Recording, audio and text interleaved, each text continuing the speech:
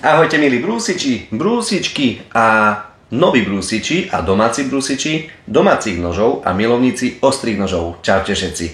Ako som vám spomínal v živom vysielaní, že urobíme to videjko na túto brúsku od značky Parkside. Čo som bol trošičku skeptický z toho hľadiska, že oni väčšinou vyrábajú rôzne skrutkovače, vlastne neviem, či vyrábajú, alebo či tam majú iba len vlastnú značku, skrutkovače, uťahovačky, čo vlastne je totálne to isté, podobne skoro vrtačky, priamočiarky a tak ďalej, ale schoda koniec koncov na e-shope sa objavila táto brúska, ktorú ste chceli si kúpiť a žiadali ste odo mňa, aby som si to predtým, než by ste si kúpili, odskúšal a povedal, aká to je brúska.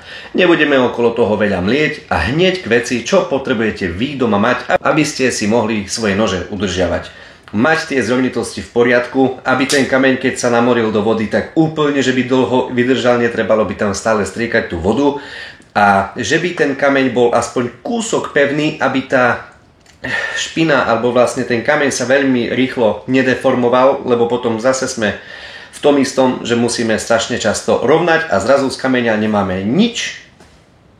A čo?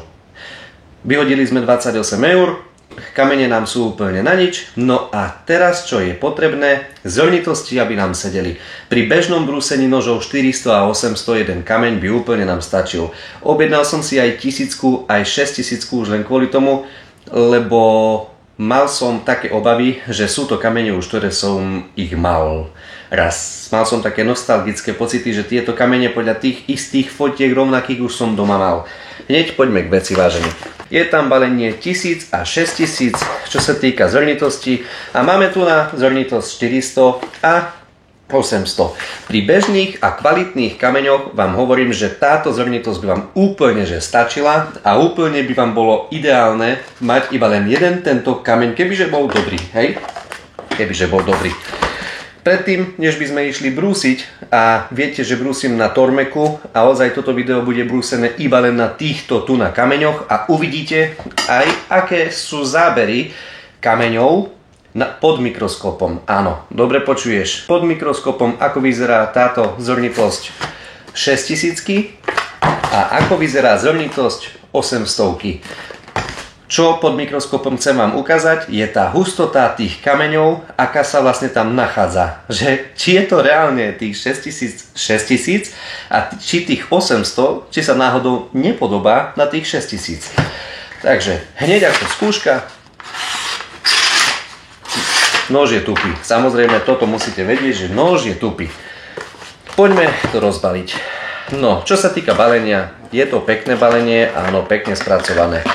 Takéto tieto držiaky na nože, aby ste si vedeli držať svoj uhol pri vašich nožoch, je to super, ale zase je to ďalšia nevýhoda v tom je taká, že na videách každý propaguje tieto brúsky, aké sú super, ale ďalšia vec, že vám sa vlastne ten nož v tomto celý čas hýbe, keď to nezačnete držať, takže úplne vám to je na nič, úplne na nič. Ďalšia vec, ktorú tu máme, dostaneme príbalový letáčik, samozrejme, koľko minút máš namoriť do vody, ako to tam má byť a tak ďalej a tak ďalej. Dobre, pri bežných brúsnych kameňoch potrebujeme vedieť to, že máme pred sebou kameň a ten potrebuje byť vo vode dovtedy, kým bublinky nezačnú úplne, že nezačnú bublinkovať. Vlastne nadýcha sa takej množství vody, že nepotrebuje už nadlhšie byť vo vode. Takže kvôli tomu sme si zabezpečili tu na zo šuflíka jednu dobrú nádobu. Tu nám máme, čo už od začiatku sa mi nepáči, je to, že ako by bolo iba tam len farbené, že označené farbou, že odkiaľ už je iná zrnitosť. Čo už sa ti nepáči kvôli tomu, lebo nevieš, čo tam vlastne bolo robené, prečo je tam vlastne iba farbené, či to bolo iba len lepené, ale neviem, do výroby až nepoďme, ale kameň má, no čo sa týka váhy, fajn, čo sa týka 800 zrnitosti, no nožiček nám je úplne tupý, 800 by to aj mohla byť, ale či 800 neviem, ale skôr by som to povedal, že je to niekde okolo 700 a tá 400 tiež môže byť podľa zvuku, môže byť reálna. Poďme ich hneď aj namočíme do vody. Čo sa týka bubliniek, krásne nám pije vodu, aj počujete. A teraz ideme ku ďalšiemu kameňu. Tento kameň máme tu pred sebou. Čo sa týka konštrukcie, nebudem vyberať, lebo mám strašne málo miesta tu na. Viete, jak to je v byte. Keď v byte brúsiš, musíš si urobiť nejaké tie miesto, aby ti to vyšlo. Máme tu ďalšie pred sebou. Tu je zvrnitosť 6000 a 1000. Opäť, čo sa týka tisícky, strašne sa podobá tá zvrnitosť na túto 800 vážený.